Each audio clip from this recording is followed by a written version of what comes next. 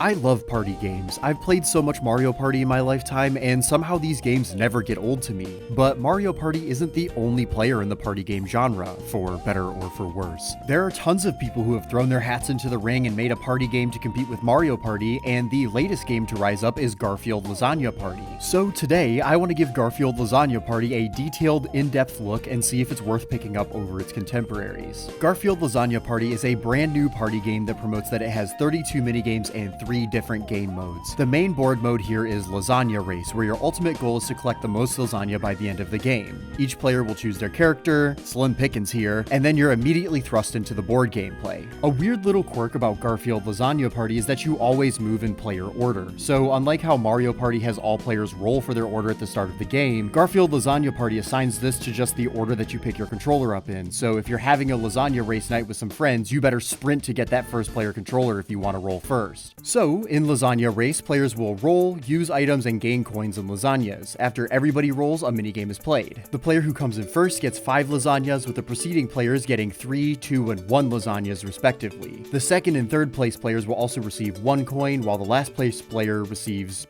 2. These payouts make no sense. The coins are pretty much only used to buy and use items, so I guess this is this game's way of evening the playing field, but it honestly just cheapens the reward of winning minigames. Lasagnas aren't as difficult to get as stars in Mario Party. They're really easy to get just by passing them on the board or landing on certain spaces. I liken them more to happy points from Animal Crossing Amiibo Festival. They're not quite as easy to gain and lose, but they change hands and move around way more than something like stars do in Mario Party. Coins are unfortunately not very valuable either. As I mentioned, coins are used to purchase items and, well, that's it really. You don't use coins to purchase lasagna like you would purchase stars in Mario Party. You don't use coins for board events at all, really. They serve one singular purpose, and this makes the board gameplay really flat and boring. You don't earn lasagna through saving coins and making it to a location on the map, but rather in minigames, or just by landing on certain spaces on the board. In my videos about Mario Party, I talk a lot about how giving players opportunities to make meaningful choices is what makes these sorts of party games fun, at least for me. Choosing which way to go, which item to purchase, how to spend your money, and who you want to steal from is a huge factor in what makes Mario Party fun, and a lot of that fun is absent from Lasagna Party. You just roll, hope that you land on something good, then play a minigame. Rinse and repeat for an hour and you've played Lasagna Race. The board here, and yes, singular, one board, is just a circle with a few branching paths that just take you to the same place eventually, and this makes this board gameplay drag on. So there are a plethora of spaces that line this board. Everybody starts at the same start space, and passing it after taking a lap on the board will grant players 2 lasagna and 2 coins. If you land on it, you'll receive 4 of each. The board is pretty much just a very plain circle, so ideally you'll want to roll high and pass go as much as possible. You'll also really want to land on gift spaces, which will grant you 3 lasagnas or 5 if a certain card has been activated. There are also blank spaces, which do nothing, golden paw spaces, which give 3 coins, and bankruptcy spaces, which take away 3 coins. Pillow spaces will give you an idle die, which only has 1 through 3, and coffee spaces will give you a super die, which will allow you to roll a 5 through 10.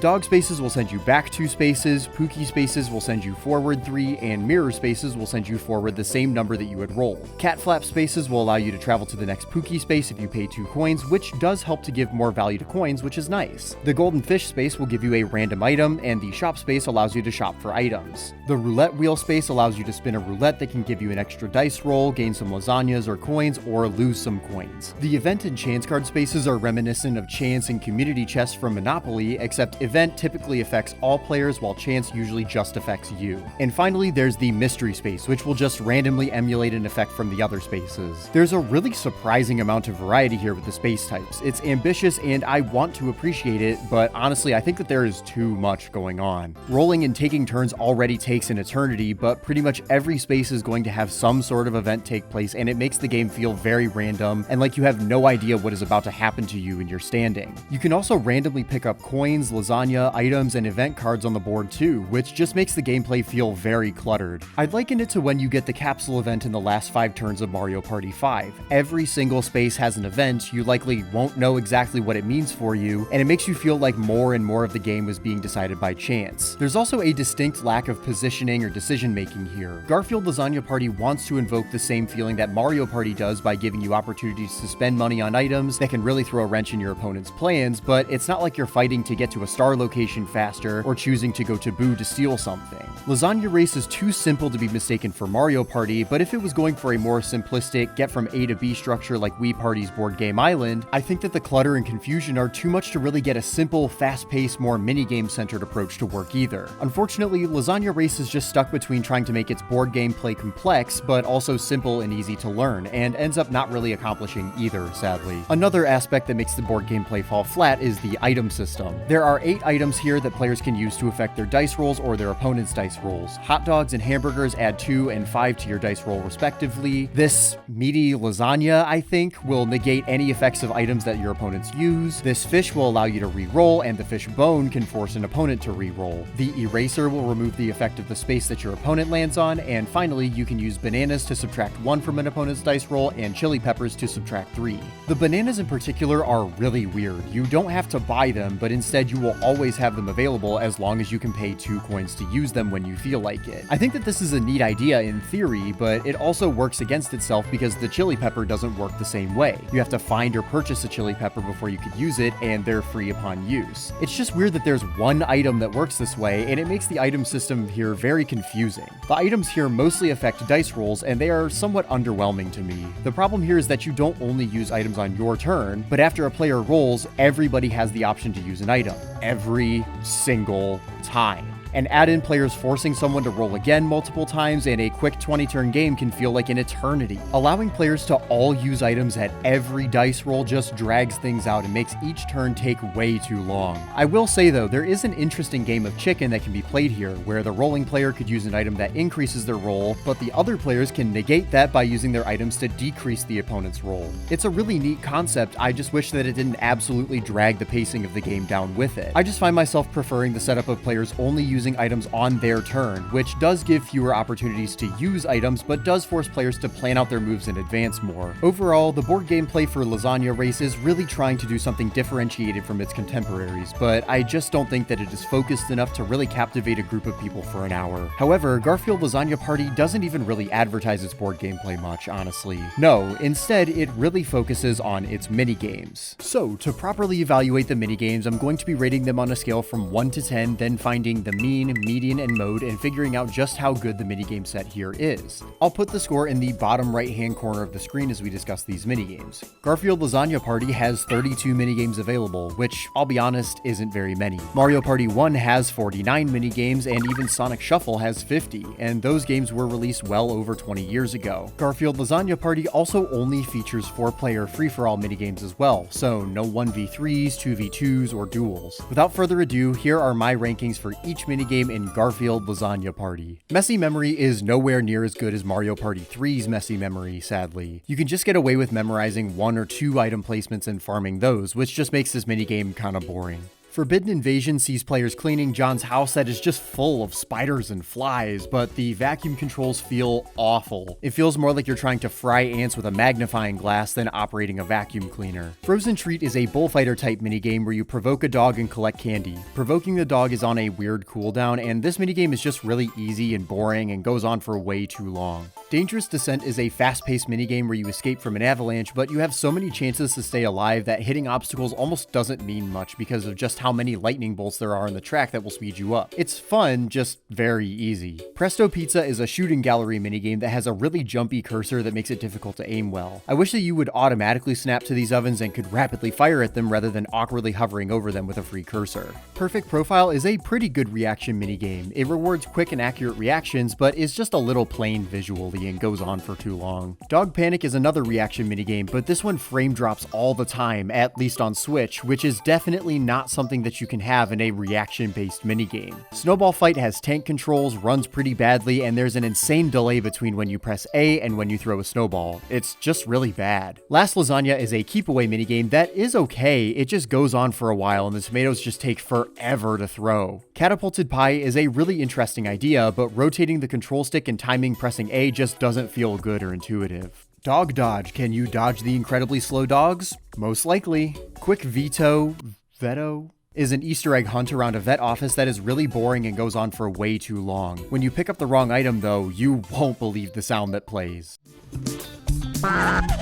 Snowball Effect is a pretty shameless Bumper Balls ripoff, except this version has the twist of having 3 rounds that all last a minute apiece. Put a Layer on It is a pretty decent memory and gathering minigame where you have to be quick and remember placements. The items cycle through so fast that it can be hard to keep up if an ingredient is on the other side of the room though. Treasure Hunt is a pretty vanilla minigame where you just dig up treasure. I do like that Odie doesn't have a shovel and just digs like a dog. That's a cute touch. It's Time to Eat is a reaction mashing minigame that goes on for way too long and feels a little bit like Controller Twister. If this minigame was half the time, I would have liked it more, but I got very bored with it about halfway in. Rodeo Drive is a very cute name for a very bad minigame. This is a reaction minigame, but instead of being able to quickly react, you have to hold a direction. So when things get fast, you will have to hold a direction frame 1 in order to hold it for long enough within the time limit. It just doesn't really succeed at being a good reaction minigame. Under the Light is way too easy. It's so easy to just never get hit by the spotlight. TikTok is a reverse and worse version of Last Lasagna. Boo Tag in Mario Party DS does this idea much better. Catfish makes Castaways from Mario Party 1 look like the greatest fishing minigame of all time. Go Fetch is a fun idea, but man, I just wish that there were more Pookies on the field. This minigame just evolves into stealing back and forth for 3/4 of the minigame. Bulk Pizza is a pretty easy shell game. It Swings is a pretty fun golfing minigame. I wish that the controls were snappier and these balloons weren't so finicky, but for what it is, I think that it's fun. Catch It is just loggerheads from Mario Party 9, but visually inferior. You basically just wait to see the big A button rather than actually reacting to a certain object over another, which makes this less fun than its Mario Party 9 counterpart. Roll the Ball takes Snowball Summit and Motown, 2 pretty great minigames, and mashes up the least interesting parts about them to create a very boring minigame. Spring Cleaning is a really interesting minigame where you try to push items onto your opponent's sides. I think that if you enlarge the arena and put in more items so there's a more consistent back and forth, this one could be more fun. Good Boy is just Nightlight Fright from Mario Party 5, but with 3 rounds and is way easier, which removes a ton of the tension. Cat's Band is a rhythm minigame that is pretty decent for what it is, but it's just a bit plain and the song that you play along to is very boring. Slice and Dice is an interesting minigame where you need to cut slices of pizza to have a certain number of toppings on each slice. The time limit is short, so you need to act fast but also not make any sloppy cuts. This minigame is honestly really fun. Featherweight is a really weird minigame where you eat lasagna and don't eat chili peppers. It's just not all that fun or memorable. Super Cat is a competitive snake-type minigame that is pretty fun, but doesn't control the greatest. Aspiring Artist is like if you took Trace Race and replaced its fun and fluent controls with crappy, stuttery movement. And that's all of the minigames in Garfield Lasagna Party. Garfield Lasagna Party has a mean score of 3.16 with a median and mode of 3. For reference, this is a lower mean score than every Mario Party game that I've covered thus far, just below Mario Party 1. Mario Party 1 may have a really low mean score, but I think something that's worth noting here is that Mario Party 1 features a lot of really rough one-player minigames and stick rotation minigames that brought its score down greatly. It was the first of its kind and was still really figuring things out. Garfield Lasagna Party has less of an excuse here, considering that it came out 23 years later and pretty obviously pulls inspiration from all over the Mario Party series. I really do wish that there weren't so many minigames that are just blatant ripoffs of Mario Party minigames though. There aren't a ton of minigames here, and seeing a good number of them that are just pretty much ripped from Mario Party is definitely disappointing. That isn't to say that this game has no good minigames or ideas on its own. I actually think that a lot of Lasagna Party's best minigames are its most original ones. Anyways, there is definitely fun to be had here with these minigames, but I wouldn't say that it's the greatest minigame set out there. Unfortunately, Garfield Lasagna Party doesn't really have a whole lot of content either. There's Lasagna Race, which has 1 board and the 32 minigames, but beyond that, there isn't really much else to do. There's Lasagna Challenge, where you can choose the amount of minigames that you want to play, and then you'll play minigames back to back, scoring points depending on how well you do. This isn't really all that necessary because the free play mode also keeps score, and there you can actually choose what minigame you want to play. I really think that this game needed at least a couple of minigame modes to help complete the package more and provide you with more options of how you'd like to experience these minigames. A great example of a very minigame-centric party game is Wii Party. That game only has 1 board, sure, but it's filled to the brim with minigames and minigame modes to play that can definitely keep you coming back, playing minigames and side modes in new, fresh ways. Compared to Lasagna Party, where there is next to no modes that you can play to blend these minigames together, and the difference is night and day. There's a very obvious lack of polish here, which, I know that that's fairly obvious because this is a licensed party game, but it's a real shame regardless. I'm playing this on Switch and the frame rate drops are absolutely insane, even in loading screens. Sometimes sound effects will show up late to the party too, which borders on comical. was so delayed. So, is Garfield Lasagna Party worth picking up? Sadly, I don't know if I'd really say that it is, at least at its current price. Lasagna Party right now will run you an excessively steep $40, which is the same price that you could have gotten Mario Party Superstars for this Black Friday. It's really hard to recommend this at its current price point, just because there's so little to do and a lot of it is very obviously derivative of Mario Party, a series that has 2 entries on Switch and offers a whole lot more content for its asking price, like multiple boards, more minigames, more modes, and online play. Is Garfield Lasagna Party good? Not really. Is it fun? It can be. Is it funny? John, you gotta get up, bro. We got a little bit of Oh! John, we got a little bit of a situation here, bro. You want to get up and help? John, how does it come to this, bro? We gotta call the Verminator or something, bro. This ain't right, bro. John! John, get up! I think so. If you can get this for cheap, it might be worth playing with some friends for some good times, but I'd honestly recommend picking up some other party games before you consider this one. Thanks so much for watching this video. I really appreciate it, and if you're a fan of videos about party games like this one, my video about Mario Party 7 will be posted tomorrow. Thanks so much for watching. I really appreciate it, and I hope that you have a great rest of your day.